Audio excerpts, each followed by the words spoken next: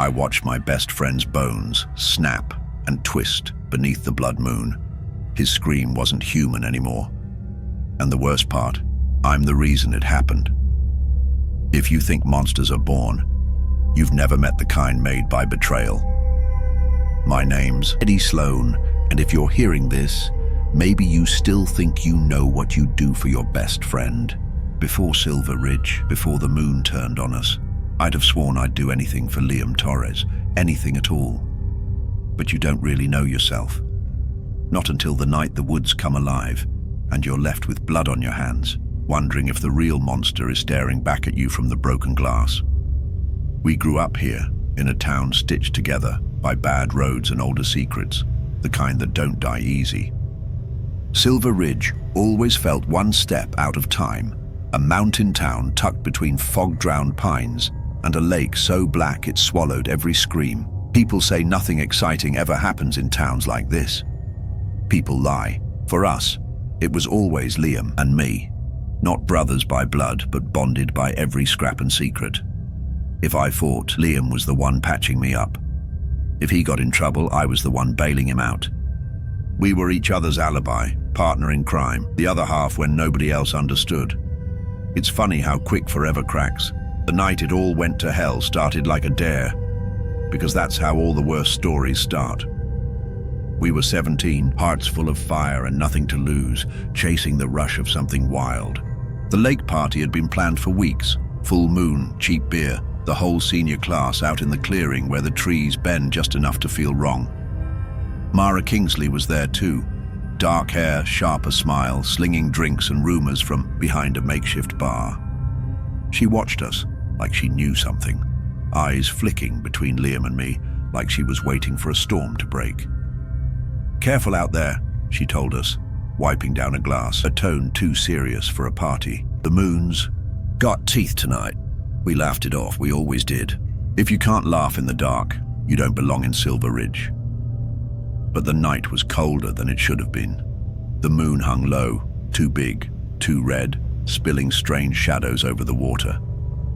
I remember Liam standing at the edge of the trees, face ghostlit, shivering, even though his breath didn't show. He didn't want to say what was wrong, so I didn't push. That's friendship, right? Let the silence fill in the cracks. That's what I told myself when the howling started. Low at first, like a coyote's cough, then rising into something raw and ancient. The crowd hushed. Phones went up, faces went pale. Nobody wanted to say the word werewolf, not out loud, not after last year's stories. But I could feel it. Something was watching. Liam grabbed my arm. "You feel that?" he whispered. I forced a laugh, tried to be brave for both of us. Probably just some drunk with a speaker in the woods. Come on, let's show Mara we're not scared of the dark. But we were. We always had been. We left the party behind and plunged into the woods, feet crunching dead leaves, hearts racing louder than our footsteps. I kept glancing at Liam, wondering what was wrong. His eyes looked wrong, hungry almost. Or maybe that was just the moonlight twisting shadows where they didn't belong. A branch snapped behind us. We spun, but the darkness swallowed everything. All I could see was Liam, frozen, trembling, fists clenched. That's when I heard it. The growl. Not an animal, not even close. Something deeper, meaner, like the sound the world makes right before it cracks open. The air turned electric, thick with dread. I wanted to run, but my legs locked. "Liam," I whispered, voice shaking. "We should go back." He never got the chance to answer. The shadows surged, something massive lunged, and suddenly I was tumbling to the ground. Breath punched from my chest, moon spinning overhead. I caught a glimpse, claws, fur, eyes burning gold, and then it was Liam's scream, high and ragged, splitting the night in two. Bones broke, flesh twisted. His voice, it wasn't his anymore. And through it all, I just stood there, frozen, watching my best friend become a monster, because of me. But here's what I never told anyone. Not Mara, not the cops, not even Liam when he came back with blood under his fingernails and questions in his eyes. I'd made a choice before we went into those woods. I'd kept a secret that didn't belong to me. And if I'd told the truth that night, maybe, just maybe, none of this would have happened. But what would you have done? Would you have confessed or tried to protect your friend, no matter what the cost? Drop your answer in the comments. Because in Silver Ridge, every secret becomes a curse. And if you think the worst is over, keep watching. The real monster hasn't even shown its face yet. What do you think Liam turned into the night? And what secret is Eddie hiding? Comment your theory below and don't miss what's waiting in the darkness as we continue into their story. Some people say the lake in Silver Ridge is bottomless, that the water is black because it drinks every secret ever whispered on its shores. On the night after the blood moon, I started to believe them. No one talked about what happened to Liam, at least not where I could hear. The party was over before it ever really began. Half the town vanished into their cabins, doors locked, lights out. I told myself it was just the cold, or the rumors, or maybe the way the moon hung over the lake, bloated and mean, staining the water a sick, muddy red. But even in the daylight, something felt wrong. People stared too long, whispered too quietly. Mara's bar, usually alive with laughter, was grave quiet. She caught me watching her polished glasses and gave me that look, a question she wasn't ready to ask. When Liam finally showed up again, it was almost worse than if he'd stayed gone. He looked hollowed out, eyes sunken, skin sallow, wearing a hoodie despite the heat. I found him sitting at our usual table, staring out at the lake as if he could see something moving beneath the ripples. He didn't say anything for a long time, just traced the condensation on his glass, hands trembling. "You remember what happened?" I asked, barely above a whisper. He flinched, jaw clenched. Bits, flashes. It's like a nightmare that won't let go. I wanted to tell him he was safe, that whatever happened, I had his back. But I saw the scratch on his neck, raw, angry, already scarring. I remembered the scream, the transformation, the feeling that I'd crossed a line I couldn't even name. Mara came over, her eyes flicking from Liam to me and back again. She dropped 2 beers on the table, leaned in close. "They say something was out there last night," she murmured, voice low. "Something that wasn't supposed to exist. You boys want to tell me anything?" Neither of us did. Not yet. Outside, the wind started to pick up, sending ripples across the lake. I swear I saw something, a shadow, long and thin, gliding just beneath the surface. Maybe it was just my nerves, or maybe the stories were right. The lake keeps its own kind of secrets. Later that day, I caught up with Liam by the old bridge, where we used to skip stones and talk about how we'd get out of Silver Ridge. He was different now, quieter, angrier. When I tried to joke, he didn't even smile. "I feel like I'm coming apart," he said suddenly, voice cracking, like something's crawling under my skin. "I don't know who I am anymore, Ed." He looked at me, desperate for answers I didn't have. And for the first time, I realized I was afraid of him, of what I might have unleashed, and of what might still be coming for us. That night, the howling returned. Closer this time. Something scratched at my window. 3 quick rakes, then silence. I barely slept, heart hammering against my ribs. The next morning, the news broke. 2 missing hikers, last seen on the ridge above the lake. Cops everywhere, search parties forming, townsfolk muttering about wolves or worse. And all the while, Liam disappeared again, vanishing into the woods, drawn by a hunger he couldn't name. Now I was the one left with the questions. How much did Mara know? Could I trust her? And if Liam was changing, how long until he turned on me? If you were me, would you confront your friend or keep his secret, no matter what's lurking in the trees? Drop your answer in the comments. And tell me what you'd do if your best friend started turning into something you can't even name. Because the truth is, every shadow on this lake has teeth. And the deeper you look, the more it wants to pull you under. What do you think is stalking Silver Ridge? And is it really just one monster? Comment your theory and keep watching.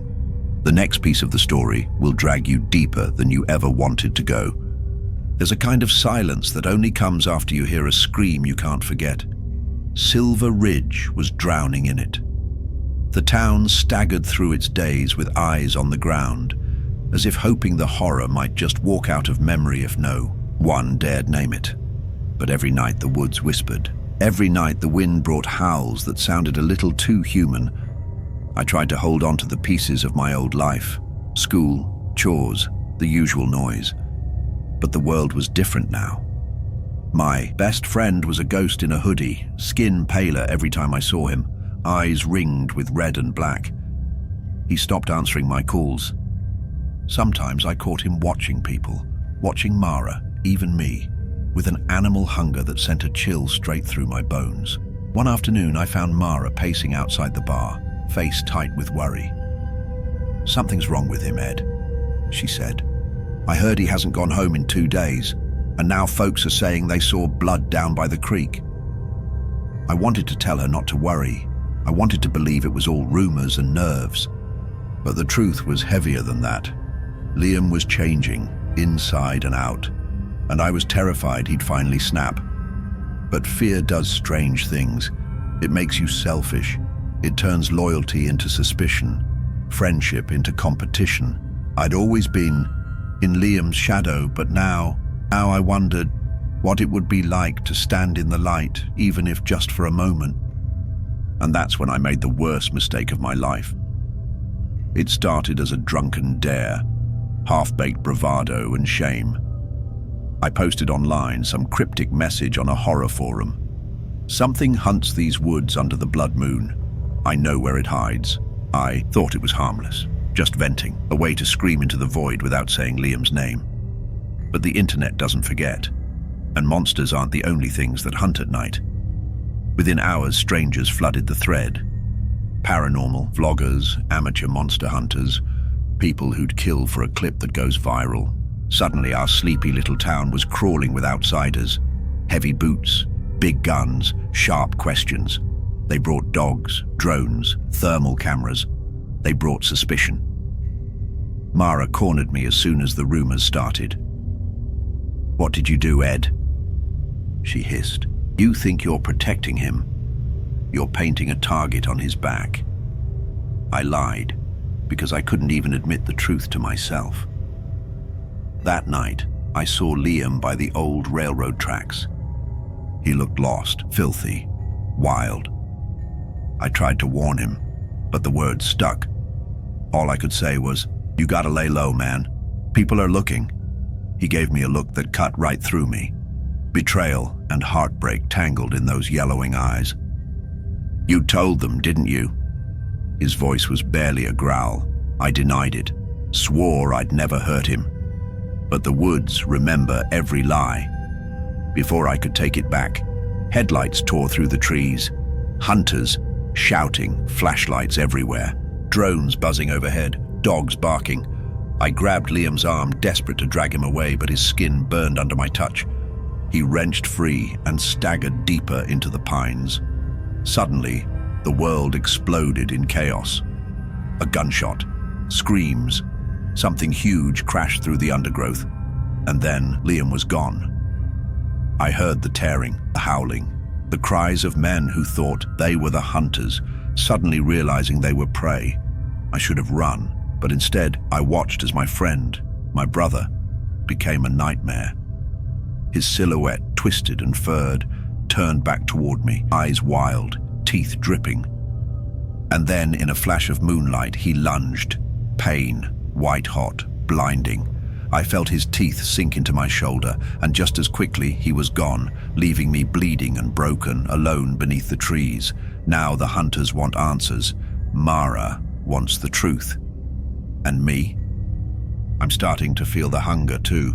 If your own friend turned you into a monster, would you forgive them or hunt them down? Comment your answer, and don't stop watching. The curse is spreading, and you're not out of the woods yet. What's happening to Eddie? Has the real monster changed, or just the name? Drop your theories and steel yourself for what comes next. The worst betrayals always leave scars. There's a line you cross. sometimes by accident, sometimes on purpose. And once you're over, there's no going back. For me, it was the moment I felt Liam's teeth in my flesh.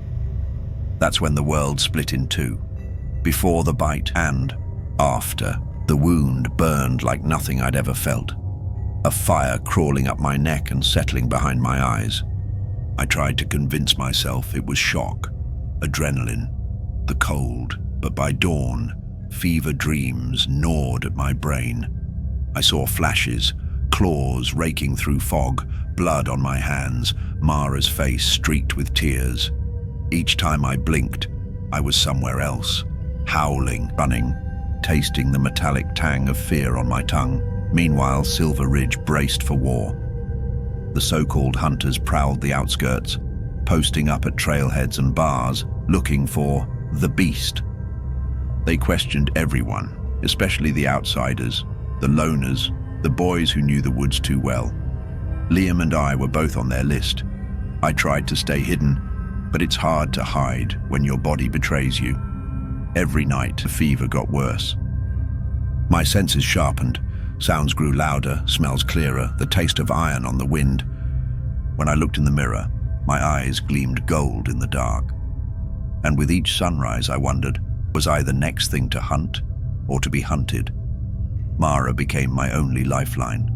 She patched me up, fed me stories, tried to keep hope alive even as the town twisted itself into knots.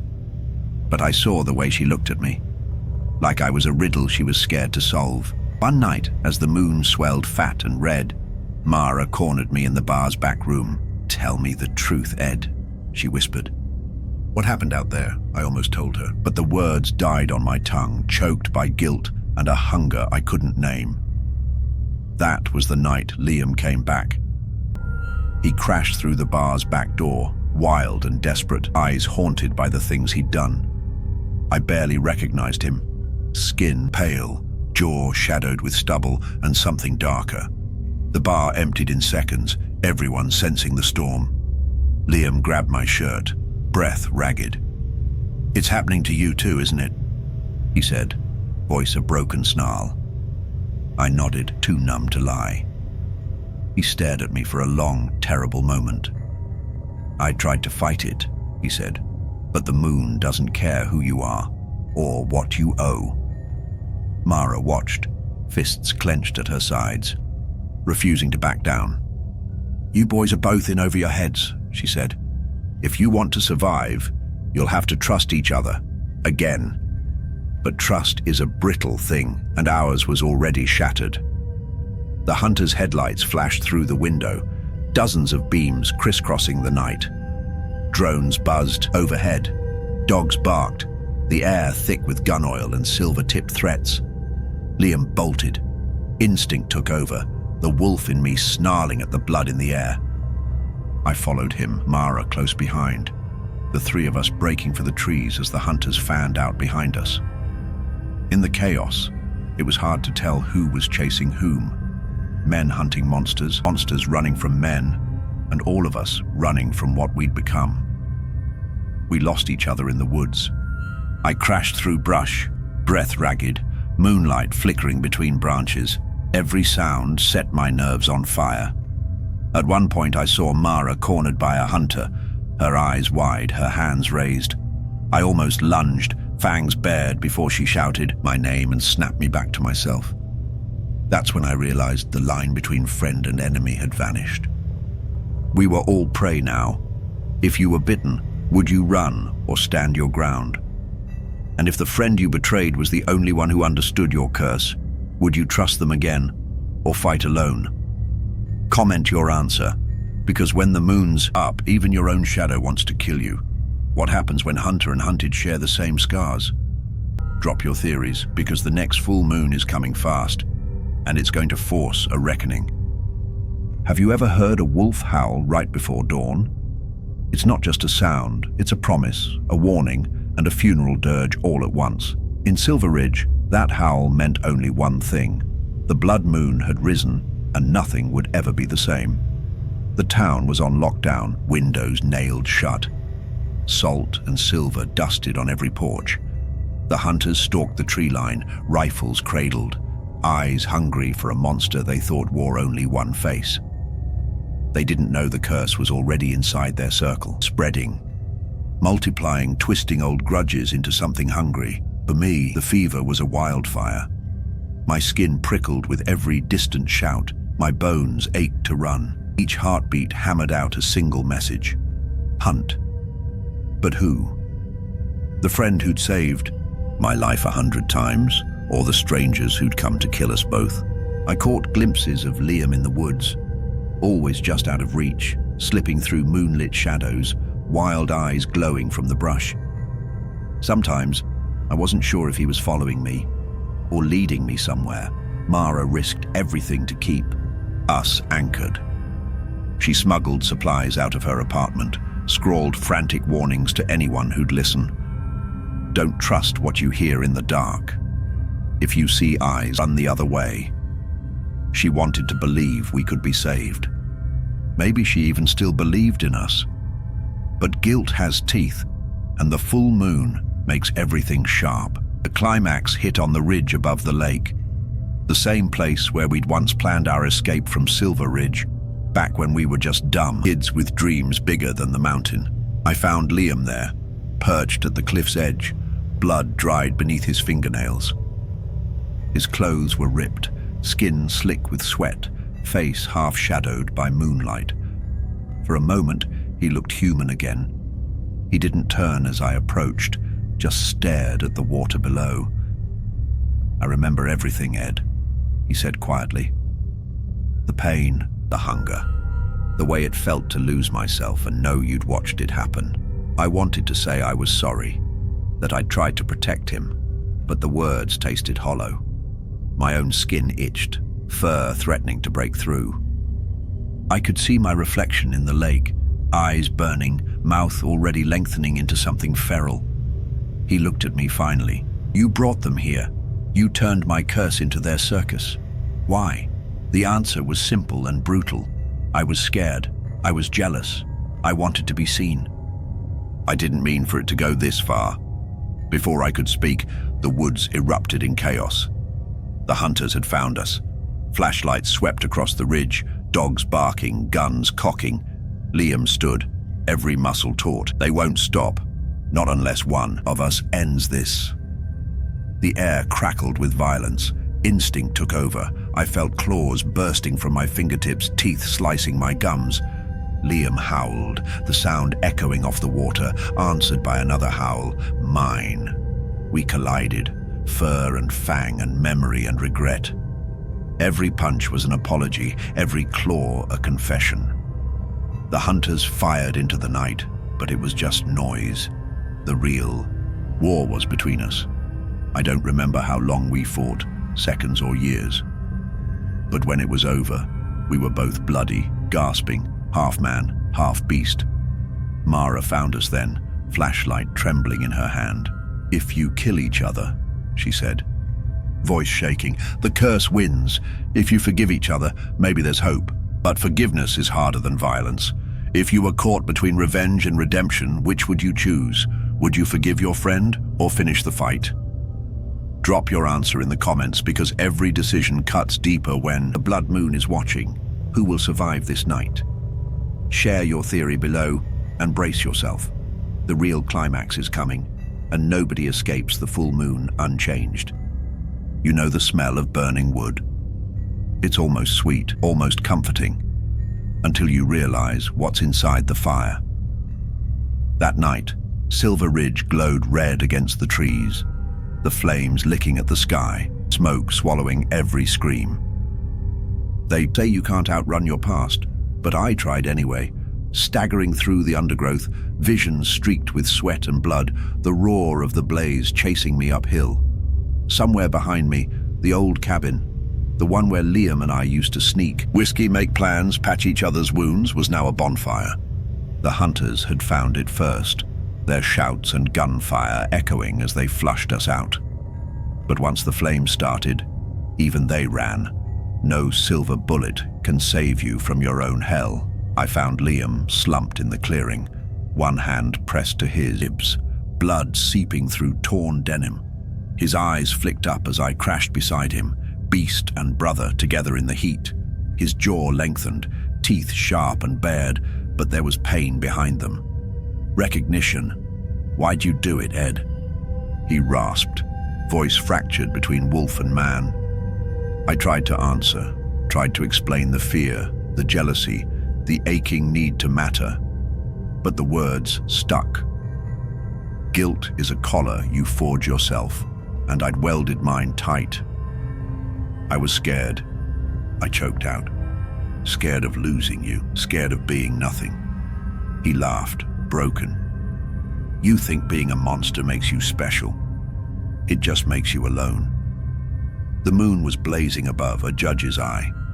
I could feel the change coming for me again, my bones stretching, skin itching, rage boiling up like sap in spring. Liam's body twisted beside mine, claws punching through his knuckles. We could have torn each other apart, and maybe we would have, if Mara hadn't crashed into the clearing, flashlight swinging, voice like a whip. "Stop," she shouted. "Both of you, stop. This curse feeds on pain and hate. If you want to break it, you have to choose, right now." We froze, caught in the light, shadows flickering across our ruined faces. The fire roared behind us, hot wind whipping our hair. For a moment I saw us as we once were. Kids dreaming of anywhere but here. Brothers in all but blood. Liam looked at me, every muscle trembling. "Do you forgive me?" he whispered.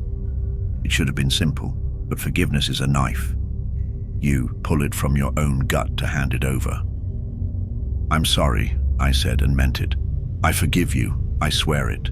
I should have told you everything. I should have—" He pressed something into my hand, a ragged old friendship bracelet, half burned, the colors faded to ghosts. "You were my brother," he said. "No curse can change that." The fire caught the edge of the clearing now, hungry for more.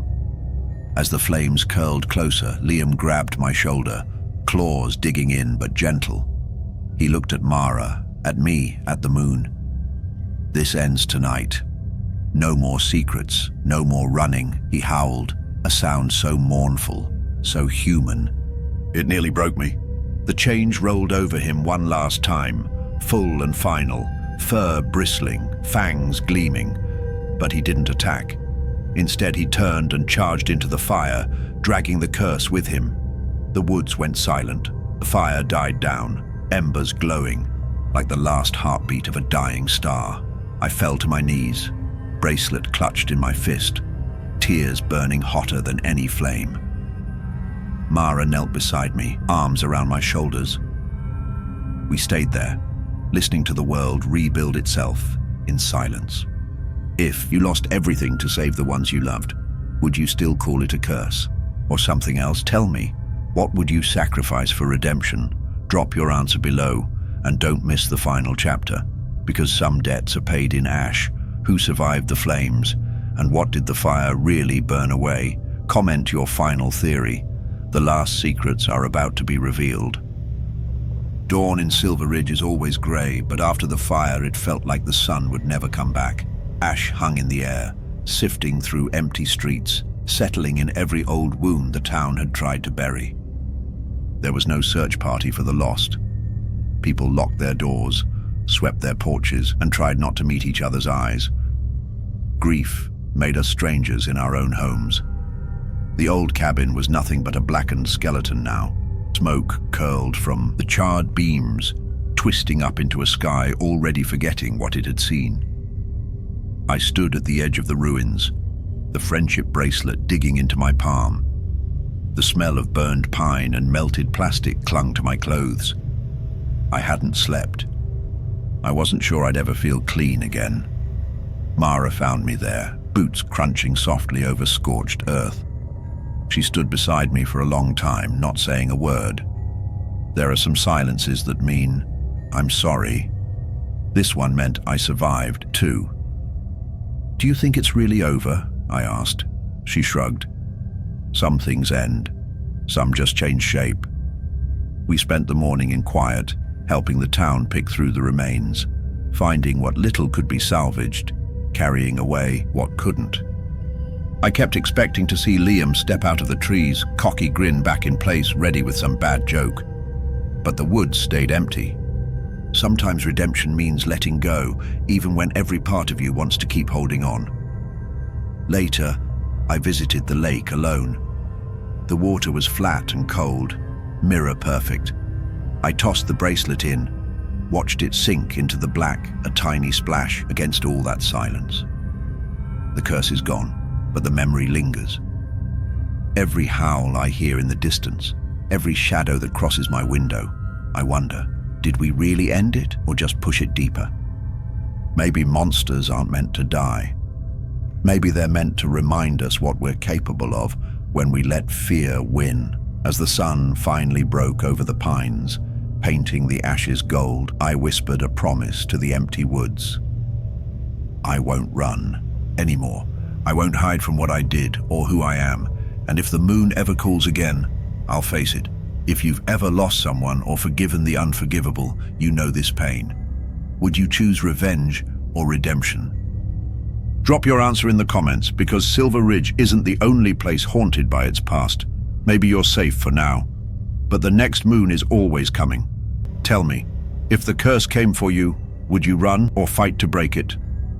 Thank you for watching. Share your thoughts, your scars, your stories. The pack never truly breaks. And for those who hunger for more, step deeper into the shadows with our ultimate werewolf horror playlist, linked in the description below.